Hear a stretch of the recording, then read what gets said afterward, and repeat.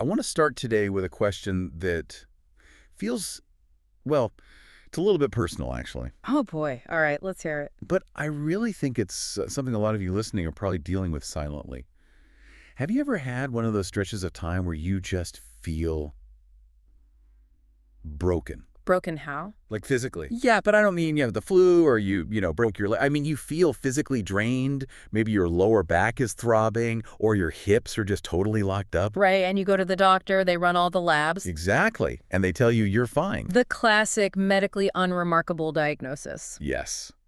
You check every single box on paper, but your body's just screaming at you. It feels like there's a fire alarm going off in the building, but when you look around, there's absolutely no smoke. Yeah. You can't find the off switch. It is an incredibly common experience, unfortunately. It is, right. Yeah. And I think the problem is that we are so trained to compartmentalize everything. If you're stressed, you think, okay, that's a mind problem. I just need to meditate or sleep more. Or drink some chamomile tea. Right. And if your hip hurts, you think, well, that's a body problem. I need to go see a chiropractor. We very rarely look at the system as a single integrated circuit. Like the software crashing the hardware. Exactly. Your thoughts and emotions might actually be crashing your physical hardware. Which brings us to today's deep dive. We are unpacking a text that, honestly, when I first started reading it, I thought, okay, this is going to be a little out there. Huh. Yeah, I had a similar reaction at first. It's called The Alchemy of Water and the Root of Spiritual Trauma. And let me just tell you, this is definitely not your standard self-help pamphlet. Not at all. It is this dense, fascinating blend of traditional Chinese philosophy, energetic systems, and a really unique take on why we physically hurt. It really is unique, and I'm glad you mentioned that out there feeling, because this source material really demands a bit of a shift in perspective. Yeah, you have to keep an open mind. You do. What stands out immediately is the premise itself. It suggests that trauma isn't just a mental event. It's not just, a bad memory stored somewhere in your brain. Right. It actually describes trauma as a pre-programming of spiritual light. Okay, hold on. Pre-programming of spiritual light. That sounds like something straight out of a sci-fi novel. What does that actually mean in plain English? It is a really heavy concept right out of the gate. Think of it this way.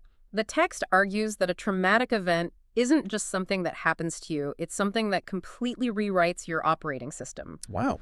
Okay. It proposes that those mysterious aches you mentioned earlier, specifically things like hip pain, nerve issues, lower back trouble, are actually what the author calls a spiritual error in your code. So, wait.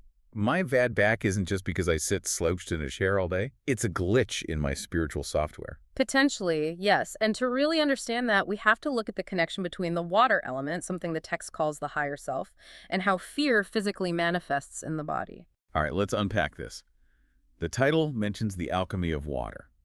Now, usually when I hear water element in any kind of wellness context, I'm thinking flow, relaxation. Nice spa day. Yeah, exactly. Yeah. Cucumber slices on my eyes, Enya playing in the background. But this source takes a hard left turn immediately. It certainly does. It reframes the water element entirely based on traditional Chinese philosophy. Right. In this specific context, water is the first of the 5 elements, but the text explicitly links it to the stress response. So in this philosophy, water literally equals stress. Specifically, it's linked to the state of fear. We are talking about the biological fight, flight, or freeze mechanism. Okay, so like that massive adrenaline spike when you nearly rear-end someone on the highway. Right, that exact feeling. But here is the key insight from the text. When you are in that specific water state of fear, there is, and I quote, no joy and no openness to flow. No openness to flow. Yeah. Imagine water freezing into solid ice. It is still water, but it's hard, it's rigid, and it's unmoving. It becomes a completely closed loop. That actually makes perfect sense. If I'm running from a tiger or even just a deadline that feels like a tiger, I'm not exactly open to creative ideas or connecting with my coworkers. Right. You're not chatting about weekend plans. No, I'm just trying to survive. Precisely. But the text goes much deeper into the origin of the state. It suggests that this isn't just a temporary reaction that washes away after the danger is gone. It sticks around. It says that traumatic experiences become embedded in our energetic system. The specific phrase the author uses is that they become a perpetual story charged with yin energy. Okay, stop right there. Charged with yin energy. I think most people, myself included, think of yin and yang as a balance, right? Usually, yes. Yin is usually the cool, feminine, passive, restful side. Why is that considered a bad thing here? You're right. Usually yin is rest. But in the context of trauma and stagnation, think of yin as heaviness. Heaviness. Yeah, think of it as gravity just pulling everything down and holding it there. If you have too much yin in this specific context, it's like being stuck in a holding pattern. The source uses a really powerful metaphor here. It says, this trauma acts like a pre-programming of our spiritual light at the soul level. So it's not just that something bad happened to you, it's that the event actually rewrites how your whole body processes energy. Yes, and this is where it gets highly technical and really fascinating. The text mentions that the soul traverses 13 body combinations before it even communes with the higher self. Wait, 13? I thought I just had the one body. Right. Maybe an aura if I'm feeling fancy on a Tuesday. Yeah. What on earth are these 13 body combinations? It sounds totally overwhelming, doesn't A it? little bit, yeah. Well, the text doesn't actually list them all out like a medical anatomy textbook. The implication is more about distance and complexity. Think of it like a massive game of telephone. You have your higher self, which is the source of your intuition and your light, and then you have your physical body way down here. Between those 2 points, there are 13 complex layers of filters, energy fields, and systems. So there are basically a dozen places for the message to get completely garbled. Exactly. It gives you a sense of the sheer scale they're talking about here. It's not just skin deep, it's deeply structural. Right. And that structure is what we need to look at next. The circuitry between the higher self and what the text calls the lower self. And the lower self is basically our personality, right? Our ego. Yeah, the part of us that pays taxes, worries about dinner, gets annoyed in traffic. I do love how the text describes this relationship, though. It quotes the higher self saying to the lower self, I am you and you are me. It sounds like they're supposed to be best friends. It's a beautiful sentiment. It implies a perfectly continuous loop. The higher self is supposed to be sending specific energetic charges down through those 13 layers to the lower self. Like a data stream. Yes, like a constant feed of data, guidance, and light. So in a perfect world, we have this flawless gigabit fiber optic Wi-Fi connecting us straight to our intuition. Ideally, yes. But, as we all know, the signal isn't always clear.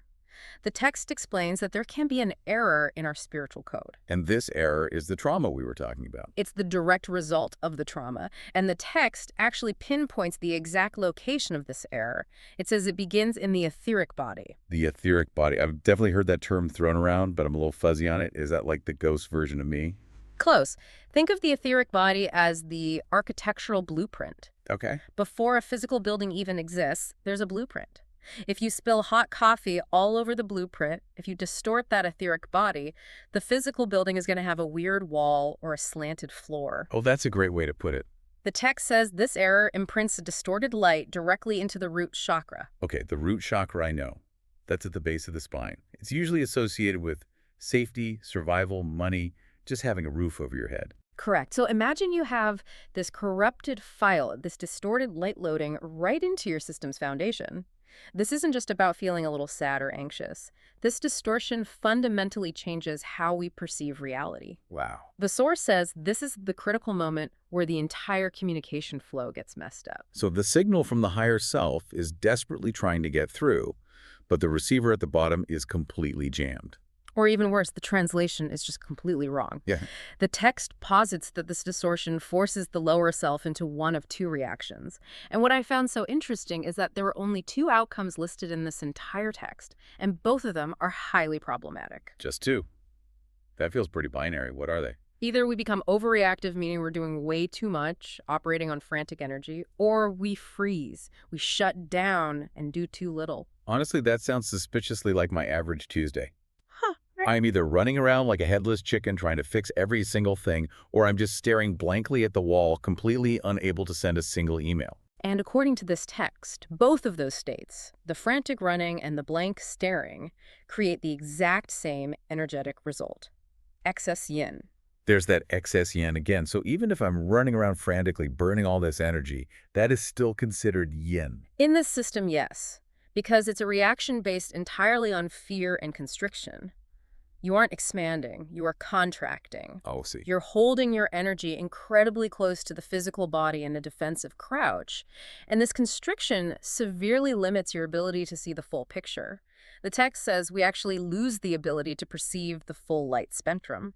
I think this is one of the absolute most powerful concepts in the source material, the idea of the red lens. It is a really striking visual. Because of this distortion and this constriction, the lower self starts to genuinely believe its survival is constantly at risk. It's terrified. Exactly. It starts viewing everything, your relationships, your money, your career, through this red lens of pure fear. So you're not seeing the situation as it actually is. It's like wearing red-tinted sunglasses indoors. Everything just looks alarming. That's it exactly. You lose the blues, the greens, the yellows, you lose all the nuance and the hope.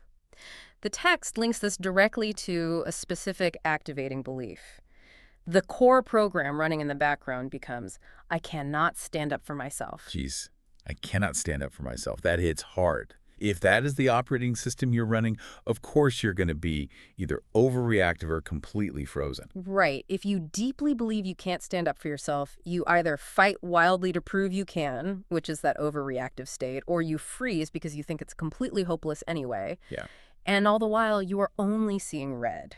You are entirely missing the solutions that are sitting right in front of you. And this isn't just a mental state, right? This goes back to the alchemy part of the title. This has a physical toll. We aren't just talking about anxiety here. We are talking about literal pain. A massive physical toll. And this brings us to what the text calls the feedback loop failure. Okay, walk me through this loop. Well, remember how the higher self and lower self are supposed to be in constant communication? I am you and you are me. Right, they're supposed to be chatting all day long. Exactly. But when the lower self is stuck looking through that red lens, completely terrified for its survival, it just stops sending feedback from its experiences up to the higher self. It just cuts the cord. It essentially goes radio silent because it is so incredibly focused on just staying alive. That is like ghosting your own soul. That is a perfect way to put it. You are literally ghosting your higher self. So the higher self is sending all this light down, but it's getting zero data back. And the result, according to the text, is that the lower self gets stuck in lower frequencies. Which feels terrible. It does. It Okay. leads to incredibly low self-esteem. And here's the physical connection building pressure in the body and the root chakra. It's like a pressure cooker. If you clamp the lid down and you refuse to let any steam out, eventually something has to blow. Precisely. And when that pressure gets way too high, the higher self has to intervene. It cannot let the system explode. The source calls this intervention alarm mode. Alarm mode. This is where the higher self forces a pause. Yes, it's a forced reboot. The entire goal is to force the lower self to just stop, look around, identify that underlying belief that I can't stand up for myself, program and shift its perception. It's basically the higher self saying, okay, you aren't listening to the whiskers, so I am going to throw a brick. Essentially, yes. By using the physical body as the messenger. The text uses a very specific term here, the uptide imbalance. Uptide. That sounds like the ocean coming in way too fast. What did that actually mean in the body? It refers to being energetically stuck in the head. All of your energy is rushing upwards, just swirling around in anxiety, overanalysis, and endless mental loops. Oh man, I know that feeling. It leaves the entire lower half of your body totally ungrounded and empty of vital flow. I think everyone listening can relate to being stuck in their head. But the source gets really specific, honestly, uncomfortably specific, about what this uptide imbalance does to the physical body. It's not just a headache or tight shoulders. Yeah. No, it is a very specific checklist. And I think we should go through this slowly because I want you listening to really check in with your own bodies right now as we read this. This is the official checklist of alarm mode. Okay, let's do it. What are we looking for? Because this is deeply rooted in the water element and the root chakra. The symptoms mostly cluster in the lower body and the nervous system. The first one on the list, pain or dysfunction in the sexual organs. Which makes total sense for the root chakra. That is the center of creation and survival. If you do not feel safe, that entire area just shuts down. Correct. It's all about vitality. If you are in pure survival mode, reproduction and pleasure are the very first things to go offline. Right. Next on the list, lymphatic circulation issues. Lymphatic issues, that means the body isn't clearing out toxins, right? It's totally stagnant. Exactly. It perfectly mirrors the energetic stagnation. You are holding on to the trauma, so your physical body hold on to the waste. Then, the text lists issues with the large intestine. Again, holding on. constipation, digestive distress. It's the physical manifestation of, I cannot let go of this fear. Precisely. Now let's talk about the structural pain, because this is where I think a lot of people are going to start nodding their heads. The text explicitly lists hip pain. Hips are huge. I've heard yoga teachers say hips are where we store emotion, but this text seems so much more specific than that. It really is. In this system, the hips govern our ability to literally move forward in life. If you are frozen in fear, or if you deeply believe you can't stand up for yourself, your hips actually lock up. They physically embody that hesitation. Wow. And then the text gets anatomically precise. It lists nerve issues, specifically from L3 to the coccyx. L3 to the coccyx. So we were talking about the lower lumbar spine right down to the tailbone. Yes, the absolute base of the spine, the structural foundation of your entire physical body. If your spiritual foundation, your root chakra, is vibrating with a massive error code, your physical foundation is going to destabilize. That is your lower back pain right there. It is amazing how specific that is. It really connects the dots between I'm stressed about money and why can I barely walk today? And there's one more symptom on this list that I found incredibly relatable. Aggravated electrical impulses in their nervous system. Oh, that sounds exactly like that wired but tired feeling. Like your nerves are just frying or you have that restless leg thing at night. It fits perfectly with the idea of excess yin and constriction. The energy is still there, the higher self is still sending power down, but it's distorted and deeply pressurized. It's buzzing because it has nowhere else to go. It's like a live wire just flopping around on the ground. It completely reframes the concept of pain. Instead of just being a nuisance that needs to be medicated or ignored, the pain actually becomes a vital signal. It's Exactly. the alarm mode. It's the higher self saying, hey, we have a major glitch in the code. You're looking through the red lens. We desperately need to reset. That's it. The pain isn't the enemy. The pain is the messenger telling you that your feedback loop is broken. So if we zoom out for a second, the whole journey looks like this. We experience trauma. That trauma creates a yin charge in our system, a pre-programming that just weighs us down. Right, and that charge completely distorts the communication between the higher self and the lower self. The original blueprint gets smudged. And that distortion forces us to see the entire world through a red lens of fear. We start to believe, I cannot stand up for myself. Which naturally leads to either overreacting or completely freezing. And finally, because we completely stop sending feedback to the higher self, because we ghost our own intuition, the pressure just builds and builds until the alarm finally goes off in the form of physical pain. Hips, nerves, lower back, gut. That is the complete alchemy of trauma, according to this text. It's a cascade that starts from the spiritual code and runs right down to the physical bone. So what do we do about it? Because I don't want to leave everyone just staring at their lower backs in absolute horror. Ah, fair point. If the real problem isn't just my back hurts, but I'm stuck in a feedback loop of fear, then the fix isn't just physical therapy, right? The fix cannot just be physical. The text is very clear on the remedy. We need to reconnect with the body. We have to actively move out of the uptide. We have to get out of our heads. We have to descend. We have to bring our awareness down from the attic of the mind and back into the actual foundation of the body. We have to send feedback to the higher self to break the cycle. But what does sending feedback actually look like in practice? Is it just saying out loud, hey, I'm in pain? It's much deeper than that. It's acknowledging the absolute truth of the experience. It's stopping the frantic running or breaking out of the freeze, taking a deep breath and admitting, I am scared. I am viewing this entirely through a red lens, but I am safe. It's about consciously shifting that perception. So we have to actively take off the red lens. Yeah. We have to debug our own code. We do. We have to realize that the core belief, I cannot stand up for myself, is just a glitch. It is not the ultimate truth. It's just a distorted program running in the background. And once you clearly identify a bug in the code, you can finally delete it. That is such a powerful place to land. It's incredibly empowering to think that we aren't just helpless victims of our past, but that we actually have the built-in ability to debug our own system if we just learn how to listen to the alarm bells. It really is. It reminds us that the body and the spirit are constantly talking to each other. We just have to bother to learn the language. Before we wrap up this deep dive, Mm-hmm. I want to leave you with a final thought to really mull over.